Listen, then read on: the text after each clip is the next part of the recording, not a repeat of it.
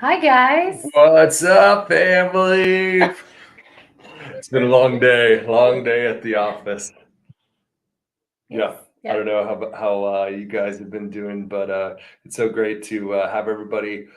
Please mention where you're joining in from as we taste this wonderful Mourvèdre from Annie's block at the Hye Estate. Hopefully, you're tasting along with us. It was in the Texas Wine Month pack. And y'all, it smells so good.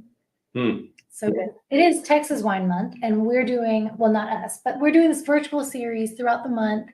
I believe it's one a week, and Kelsey is letting us host tonight. Kelsey is your typical host, and we'll be doing the next two.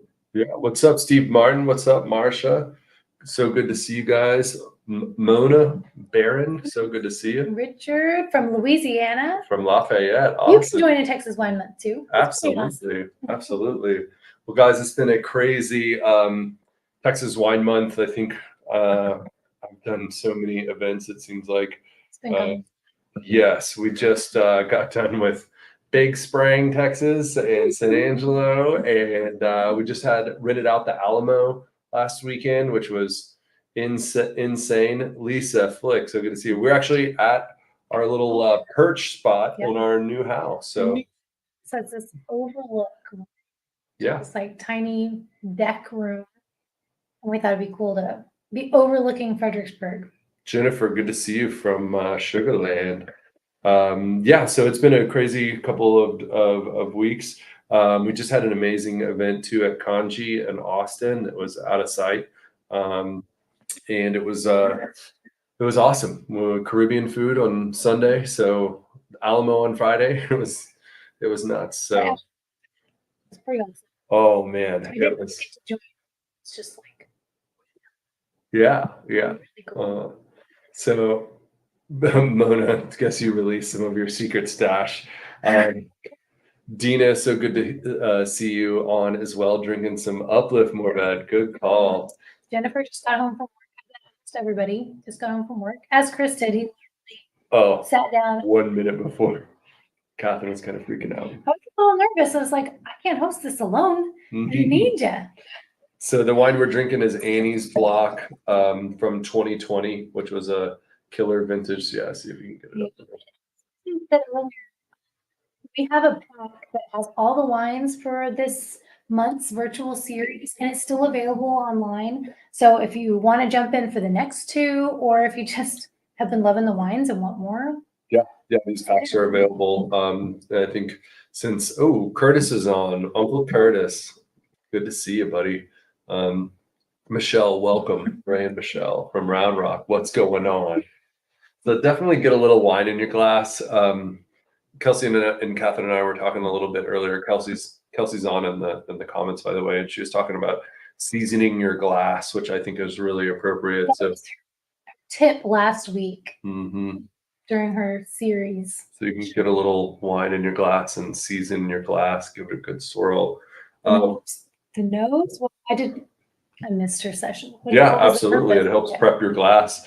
So you can, that first initial burst of aromatics is coating your glass. A couple of pro tips when drinking wine too, guys.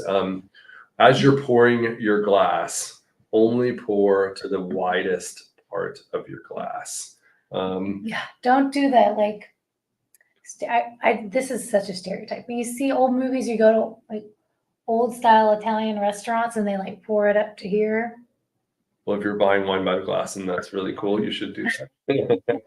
But especially if you're at home, you only want to get to the widest part of the glass, which allows for the wine to be the most have the most surface area in the glass. So little pro tip there. Highly recommend it. Also, guys, you should never rinse your glass out with water in between tastings. I see some people doing that sometimes. It's one of my pet peeves. So water has a pH of 7. And wine, this wine is probably a pH of about 3.6. So one little drop of water in your wine glass can exponentially change the potassium ions or the pH exponentially in your glass. So I highly recommend. Science experiment. Yes. Sorry. And actually, if you do want to, if you're just like, I've always rinsed my glass and it's worked for me, try it and then try it without, and you'll be amazed. It's true. Don't rinse your glass with water. Also, guys, if you have any questions while we go through this tasting, we've got a ton of different information to get to. So please feel free to put your questions in the comments and we will absolutely get to them. So, well, speaking of today's session, what we're going to be focusing on is the Hye Estate. This is a wine from the Hye Estate. So we're going to talk about history of the Hye Estate, different blocks we have planted there. And we actually have names for those blocks that haven't been used very consistently, I guess. Yeah, but we'll talk about those as we go through it too. So the Hye Estate is in the middle. Jennifer, no, don't put ice cubes in your wine. Yeah, don't do that. I know you're joking. You cannot be friends if you put ice cubes in your wine. Unless it's Vino Verde, then I will allow it. But other than that. So the Hye Estate, obviously, I bet most of you guys know the story, but we bought the property in 2009 and then frantically begin, everything. We've been making wine together since 2008, Bill and I, and then Mark, what's up from Wimberley? Good to hear from you. So we bought the property in 2010 and then planted the first grapes on there in 11. We initially planted Tannat, Malbec, and Petit Verdot, and that was an effort to blend the Petit Verdot and the Malbec into Enchanté, which I think was a good plan. However, we found very quickly that the limestone in the Pedernales River Basin made very strong, very intense wines. And we had intended the Petit Verdot and Malbec to blend with Cabernet and Merlot from what is now the Llano Uplift, grown on the granite, the decomposed granite over sandstone. And what we found over a few vintages is both wines were really great, but when you start blending the Pedernales River Basin into the Llano Uplift, you really saw that the Pedernales River Basin wines, even over about 4 or 5%, became very, very dominant. And the wines were very much overpowered and overrun. And I think Bill and I felt and very still to this day, our winemaking team is pretty well aware that those two regions, while both individually gorgeous, they don't blend very well together. And so I think we learned an important lesson, and it's not like, oh, well, we failed, right? Well, no, we learned. And now we... How many vintages were that way? I think about 3 or 4 until we really were just like, and we didn't blend very much in. Not very much of the Enchanté was ever from 12. Yeah, I think 15 may have been the last. Oh, that's not true, because we were able to dab in about 3 or 4% of Petit Verdot into Enchanté, which really helped the wine. Right. But man, it was like a 1% difference would way overpower the Enchanté. Yeah, that difference in 4.5 and 5.5 or 4 and 6% was pretty significant.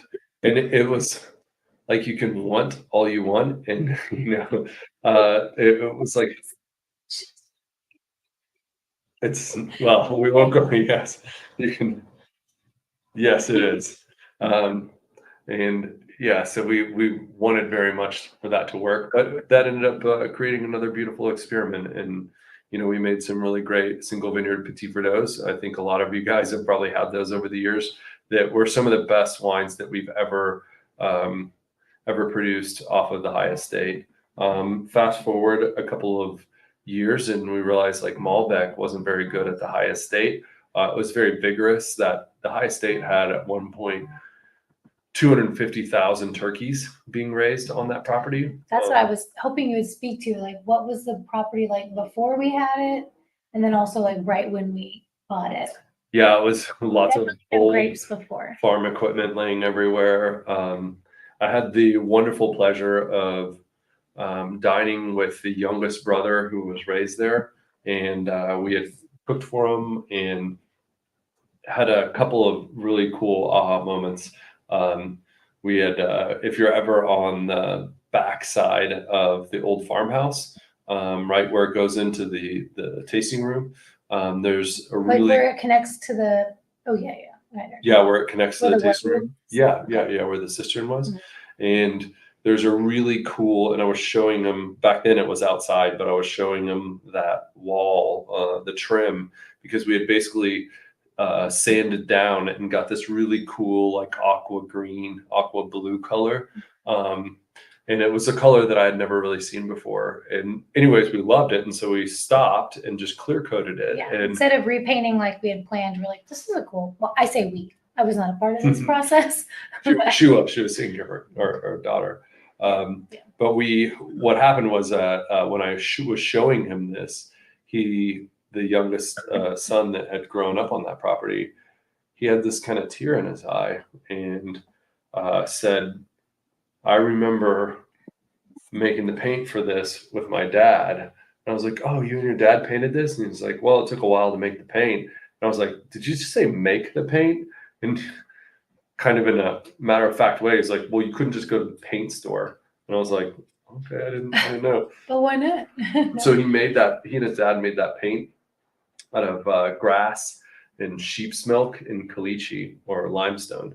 I don't know to what the formula was for that, but it was pretty amazing. It made that really cool paint. And I've started to color, and I've started to notice every now and then you can be in a different spot around the hill country and kind of notice something that's old that is of that same color, which is kind of interesting.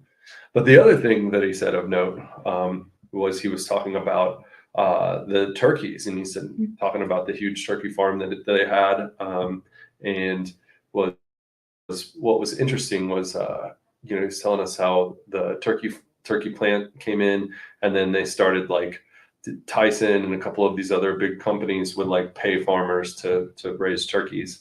And I was like, oh man, that must have been like really good business, And he was like, it was the only thing people could do to get money. Like there wasn't jobs. And that was kind of like an aha moment. I mean, living in Hye, you're far away from Johnson City and Fredericksburg. I mean, kids that went to school in Fredericksburg and in Johnson City from Hye, they would generally. Well, there were different schoolhouses out there. Yeah, not really past junior high, or so to go to junior high and high school or to whatever they call it, finishing school. But when you went to high school, you would generally live with a family friend or somebody, during the week, and have to work for your room, which is pretty crazy. That's crazy. Yeah, Francisco, they should trademark that color. Oh, a good question. He said, is this the last vintage of Annie's block? I believe it is. Yeah, we don't have any Mourvèdre at the Hye Estate anymore. It is almost all Tannat, and that has been intentional. We've been planting over to Tannat there. Tannat just really works well. Annie's block was a really wonderful block. However, our neighbors decided to plant or build a huge tank there.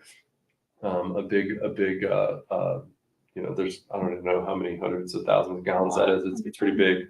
And that fills up with water and is a great sanctuary for the glassy winged sharpshooters, which spread Pierce's disease, or Xylella fastidiosa, which Mourvèdre tends to be pretty sensitive to Pierce's disease. And of course, Annie's block was in the very bottom, closest to the most water. So as we talk about it, Kelsey, you want to show the map where it kind of lays out where everything is? And so, Chris, you were saying there's no more Mourvèdre. Can you hide that? No, we need to be on either side. Frame it. As Kelsey said beforehand, part the Red Seas for the map. That's it. But some of these, so like, let's say Beth's block, which is B on the map. That was originally planted in 15 to Petit Fruteau, and it was replanted in 21. So it was replanted Petit Fruteau, or did it change? Everything is Tannat. Okay. Oh, me? I'm CD. Yes. We just down. we had a little bit of Merlot there, but it was grafted. The way the grafts were, and it had a lot of stress on it, and started girdling a bit, and so girdling meaning it was kind of blowing out the graft union. Oh, sorry. It started blowing out the graft union a bit, and which we know from historical evidence that it's very hard when vines start struggling like that, and so we don't waste time. We rip it out and put something else in. Yeah, I've been around this industry for a long time. I've never heard of girdling. Yeah. It's not a good thing, I guess. No. We don't brag about the girdling. No. I like your girdle. I don't even know what a girdle actually is. Is it a girdle, a bra? No, I don't think so. I think it's like a control, like old time Spanx. Maybe y'all can tell us in the that thing that they like. Well, that's a corset. I don't know what a girdle is, y'all. Well, somebody out there will have to tell her. I just made that up. I think okay. No one knows what a girdle is except for on the vine. At our dinner at Conji, they did there's a really cool Caribbean restaurant in Austin that we just did a really fantastic dinner at on Sunday night. They had a 5-station girdle equals Spanx. Thank you, Marcia. I told you. Steve question. What is Spanx? I don't even know what that is. Spanx is like control, like to hold in all your bulges, I suppose. Do they make Spanx for guys? I don't know. Do they make Spanx for guys? Tell us in the comments. Yeah. All right, let's keep moving. Let's keep this clean. Okay, Mark says, who grows Alicante Boucher? Does WCW grow any? We have a small Alicante block in Seminole. And then the only other Alicante block that I'm aware of is in west of Mason, a little town. Does anybody bottle just a straight Alicante? That's what he says. He wants to taste it just on its own. Mark, next time you're at the winery, remind me and I'll bring you over and you can taste some straight Alicante. It is black, black. Mm-hmm. It's a black. It's actually not only the skin is black, but the meat of the grape is black. We use it for color mostly. Lost Straw uses quite a bit, and it works really well for color. I don't like the wine on its own. Like it's not really like very, at least the block we have, it's good. It's just not, it's not fantastic on its own, in my opinion. So, hey, Bill Schwalm, good to see you guys. Mona puts it well. It's a suction. Oh, the Spanx. Yeah, I was like, Alicante Boucher. Yeah, sure. Bill and Monica, you're tuning in at Spanx. Yeah, got real interesting. Okay, so talking about the Pedernales River Basin. By the way, I think Kelsey will put this up later. There's a really cool article that Wine Enthusiast just put out. A good friend of ours, Amy Beth Wright, wrote. We were just hosting her in Mason a couple of months ago, and we had a really great experience. Anyway, she wrote a lot about the new up and coming AVAs. So there's the Pedernales River Basin, the Llano Uplift, and the Living Waters, which is Del City. Which, speaking of which, we just brought in Cab Franc today from Del City this morning. Absolutely incredible.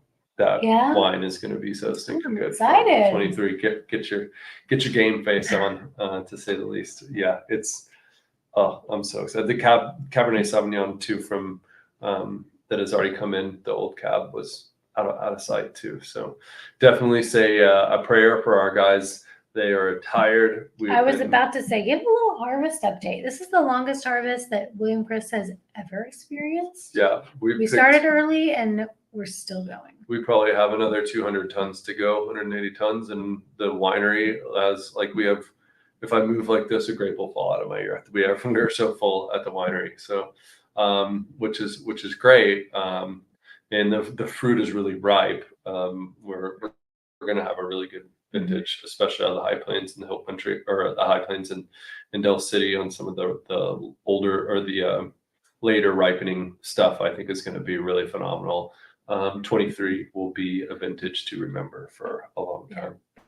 But it was crazy. We started so early. Hill Country was finished way early. Started early, ended early.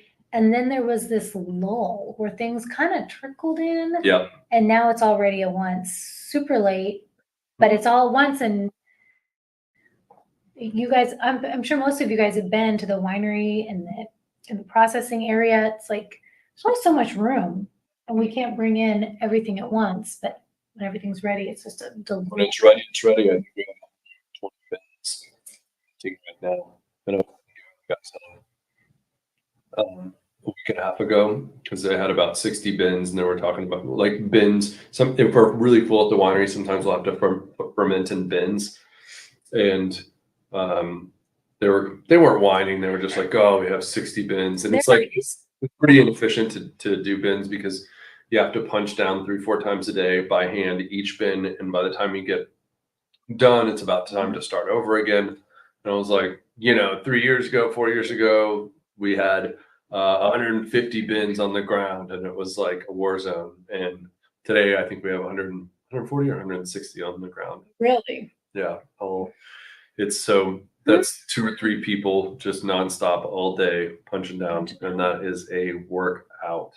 And to get it punched down, you really need to, it's very easy to lose focus and you're balancing on a bin and you're hand punching it down. But the team's doing really good though. I tell you what, our winemaking team and vineyard management team have never been stronger. I'm really proud of those guys and bringing in the vintage with smiles on their faces. Francisco has a good question. He said last year we had a low yield year because of the drought. How does this year's harvest compare? It was such a hot summer. Some of our blocks in the Hill Country are definitely going to be in that same vein. Lower yield, higher alcohol, and very extracted, which is bad for Catherine and I's pocketbook. However, it makes for some really, really good wine. All right. And I think a lot of the stuff out of the High Plains is going to be really, really high alcohol too. And instead of battling that, I think, Tony and I's approach is always to embrace the vintage. Wine is grown in the field. Yeah. And we'll embrace it and, we'll use a little bit more oak. We're buying some more new barrels and making sure that we take advantage of this beautiful vintage. And so why new oak for higher alcohol? It's more, you have a little bit more tannin, a little bit bigger structure. And so you want to round off those tannins with the greater tannin in the wood. And, a lot of times we don't use a lot of oak because we make a lot of elegant medium bodied wines. And I think that some of these big bodied wines out of 23 are going to need a little bit more oak, to say the least. Not everything. I mean, when I say more oak, meaning instead of 15% on Mourvèdre, we may use 25 or 30. Again, not great for my pocketbook, but hey, our loss is your gain. We do, but barrels are so expensive. Yeah, it's insane. We spend about $400,000 annually on oak that you won't even be able to see the return on that investment for about 2 or 3 years. But the joys of the wine business. Chris and I've been lucky enough. I've only done it once, but he's done it several times to go to a cooperage and see how they make the barrels.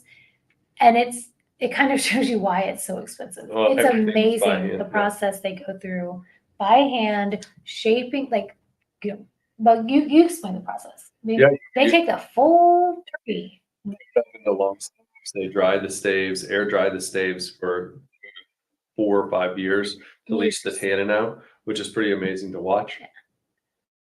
Well, the process takes 2 to 5 years, but it's amazing to see it and see the time. And they move it.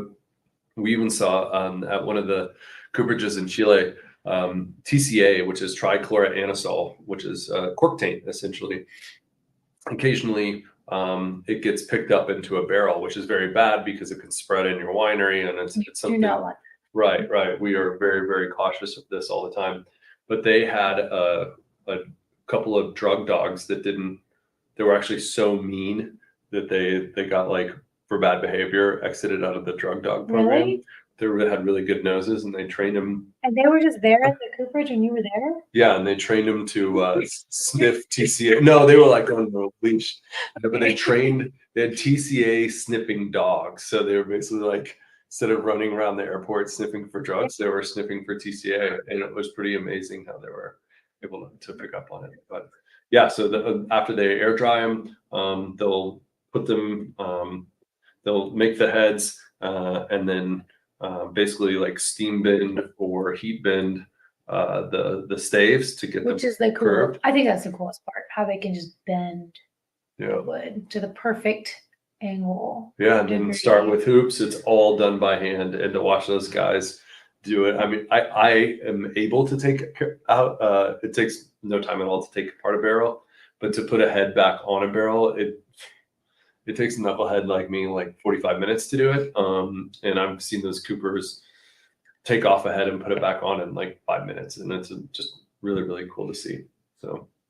Mona, you said, is there a particular process or procedure involved to the punching? Punching down. That's a great question. So you have like a big square plate on maybe a 5 or 6 foot rod that has a handle on it and a T-bar. I'm saying when we use hand punch. Yeah, well, when we use smaller bins, we absolutely hand punch down quite a bit. But now we use 1-ton bins, to where sometimes the cap of the grapes gets so thick that you can jump on it, and then your whole body weight, even me, 238 pounds of muscle steel and sex appeal, it won't break through. So you have to flip over the handle and make a little hole, and punch it down. And what you're trying to do is get the skin submerged in the grape skins or in the grape juice to get as much skin contact and as much tannin and anthocyanin from those skins and those seeds in the wine, right? So now that you say we have all these 160 bins on the ground, are those small bins like we used to use? No, they're the tall bins, the 1-ton bins. 110, and there's still that many of them? Yeah, when you're walking on top of them. But what's the volume of the bins we used to always use, the smaller ones? Half-ton. Half-ton. Yeah. So I remember when I used to help punch down, we'd go at like in the middle of the night, and you would punch it through the top, and you'd get to the bottom. It was warm. Yeah. You'd like those everything. They're no more hot. Those fermentations get hot, and if you don't cool them down, if you don't punch them down, sometimes they can get so hot, like they'll hit 100 degrees, and they'll start to kill off the yeast, which is not good, because then spoilage yeast comes in and creates vinegar and some things, and Acetobacter. Just bring that up because one is asking about the process, and that's what I remember. I've got another question. Alan, since this is the last vintage of Hye Estate Mourvèdre, does this mean all WCV Mourvèdre doing forward going from the Texas High Plains? No, so we have Mourvèdre across the street at Vintage Press, which is really delicious and it's doing really well. And then we have quite a bit of Mourvèdre Uplift, and most of that goes to William Chris. I think somebody was drinking Uplift Mourvèdre earlier. Someone did say that. Yeah. Boring. Oh, please do. Okay. I just had a spot of wine before I came home. We were interviewing a new chef, and she was from New York and absolutely phenomenal. Delicious. Oh my gosh. No, I am stuffed to the brim. She did such a great job. I'm so excited. She made a chile mole bison short rib that was absolutely phenomenal. And then she made what's the German Spätlese? No, Spätlese. It's like a pasta, but she did it out of masa, and it was so stinking delicious. No, it's like it almost looks like pieces of egg. Like gnocchi? Spotlight. I've heard the term a bunch of times. I can't really think of it. That word spot? Mark. Spots. Yeah, Spotslet. Okay. No, Spotzel. Spatzle. I know this word, and I said it like 3 times at the dinner, but Spatzle. Spatzle. Spatzle. That's a That's right. Yeah. All right. Don't listen to me anymore. All right. So we talked about the AVAs already. We talked about the Pedernales River Basin, the Llano Uplift, High Plains. I think They gave us some like ideas of what to talk about. And one of them is, what are some of the quirks of the Hye Estate? And I definitely think you should talk about this, right? Yeah. Oh, yeah. I've seen this. That was quirks. The High Vigor. It's a very, very high vigor site. By Marcia. Sorry. We're sorry you got to go too. This, first of all, that blue fruit is. We haven't even talked about the taste. I think I said how much I like the smell of it, but this Annie's Block Mourvèdre, just really sorry we had to get rid of it. It's so good. We're doing the 20 in case we didn't say that. That's what I love about spice. Yeah. So every vintage, every vineyard is different, and I just love it all.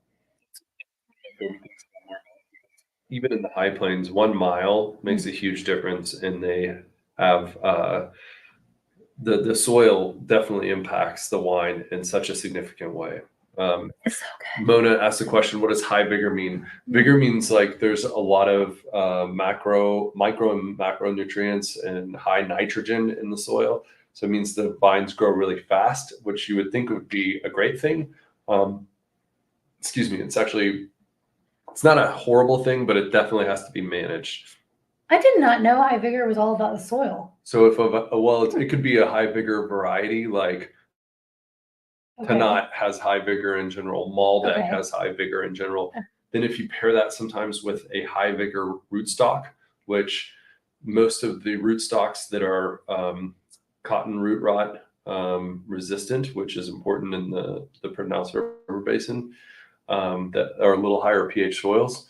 Most of those, like 1103P, is a high vigor rootstock. So you put on a high vigor variety like Malbec, high vigor rootstock. It's kind of a recipe for vines growing a little too fast, and yeah, it could not be good. It doesn't overwinter well. It doesn't overwinter well. What does overwinter mean? Well, it can be more susceptible to cold temperatures. Just go through winter. Yes. Well. It just doesn't winter well. Yes. I got confused with that. Bill, you said, you were in Paso Robles. We just got back. We were there for short days. Yeah. We went to see some friends. It was a fun little 3 or 4 day trip. Yeah, they have a lot of Mourvèdre out there. But I agree that the Texas Mourvèdre is so much more complex. I love it out there, but man, it's so refreshing and we love the wines out there, but it's so refreshing. Like we got home and we're like, I can't wait to drink our own wine again. Yeah, I really think this tops everything we had on the trip. Sorry, Paso people. Yeah, I agree. And you know how cool it was to we went to Talos Creek and they're like, man, you guys are from William Crest. That's so cool. What you guys are doing is awesome. That's what we should talk about. So Talos Creek, they gave us a vineyard tour that they don't give typical people. They knew we were in the industry and they took us through the back. And they were like, you may not have heard of this varietal. And we're like, we have that varietal, Picpoul Blanc. And then they were like, that's our graft. We're the only ones who brought it over. Yeah. We went through the quarantine process. Everything in America is from us. And what else? There was that. Blanche. Cinsault. No, not Cinsault. Claret Blanche. They had some new grape that had been through a 14-year quarantine that they just put in the ground, but I can't remember the name of it. Do you remember? It's some obscure name I never heard of, but it's just so exciting, everything they're doing. And then we had a big deep dive into biochar. They're really big in sustainability, and we want to do as much of that as we can. And so we took a big lesson on getting biochar for more carbon in the soil. Trying to save some. We just had to cut down the biggest beautiful tree. It died in the winter. Our big oak tree right at the entrance, which you may notice it next makes me so sad. I love that tree so much. It was just kind of barren. I'm trying to think of like we may get a sculpture or something to put in there. But yeah, so they took some of the trees that they harvested off their property, and then they basically make these like just long logs, and then they put it in this big tank, and then they basically starve the fire of oxygen by lighting a fire, letting it burn, and then they spray it down with water, and then adding more fire to it, and then spraying it down with water. And basically what they do is create biochar, which they reintroduce into the soil, which helps store, helps in carbon recapture, which is pretty phenomenal. And they are able to have a better water holding capacity in the soil, which is pretty cool. So Mona asked, do you think at some point the biochar is overkill? And I think if you don't do it right, and maybe if you overdo it, I don't know about overdoing it. Yeah, it's definitely. They did talk about how you have to, make this biochar, and then you have to activate it. You can't just put it in the soil. You have to activate it, and there's all these different ways you could activate it. But really, they didn't talk about it being overkill or possibly overdoing it. I think it's so hard to get enough biochar.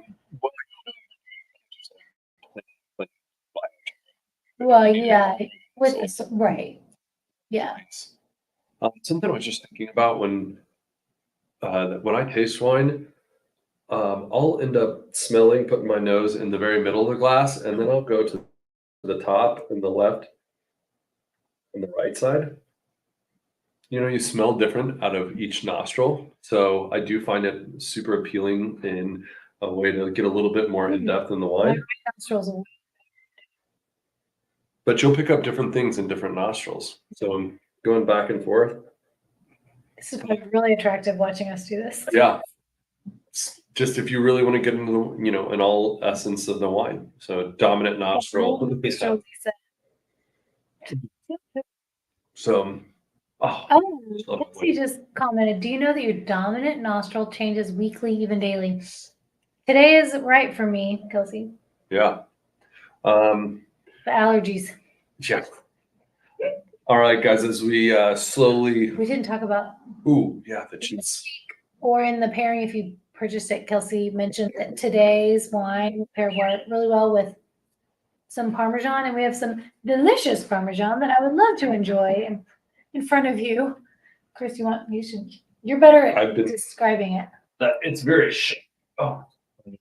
It's a very aged Parmesan. Meet our buddy Biggie Smalls. He's been sleeping next to us. He was a bad boy today. Uh-oh. Well, we moved to this house very recently. It was not fenced at all, so we put in a little yard. Fenced a little bit of the yard for him to be in when we go to work. Well, he dug out. I got home from work and he was not here. What? Yeah, I sent you a video of the hole. Yeah, he dug out, but he came back. He loves home. We're gonna train him better. But he is handsome, isn't he, Mona? Yeah. Francisco, my allergies have left me with no dominant nostrils. I'm sorry, Francisco. All right, guys. Well, to kind of wind this down a little bit, this is on our shop. It's the last chance to get this pack with shipping included. We have some of the 2018 vintage of this very same wine, which is super delicious. You want this? Yes, you do. Yeah. By the way, this is all a product of us moving. We recently moved and had to downsize our library, and so our loss is your gain. You get to pick all this wine out of our library. So, oh, Mona, thank you. I'm just as handsome as a puppy. Oh, thank you. That's sweet. I think my wife thinks that the Biggie Smalls is more handsome. But that's not true. No. He may be a better cuddler, though. So definitely jump online, grab this right now. Oh, also, guys, we have our fall concert this Saturday. There is still a few tickets available. Big, huge shrimp boil, Louisiana Wild. If you haven't had their shrimp, absolutely phenomenal. Potatoes, sausage, the whole nine. It is such a fun time, and it's also going to be a partial eclipse on Saturday. At like 2 o'clock. Oh, I was saying it was 1 o'clock. It's in the early afternoon. Also, guys, stay tuned because for our wine club members only, we have pretty much the coolest eclipse party rolling out on April 8th. I believe.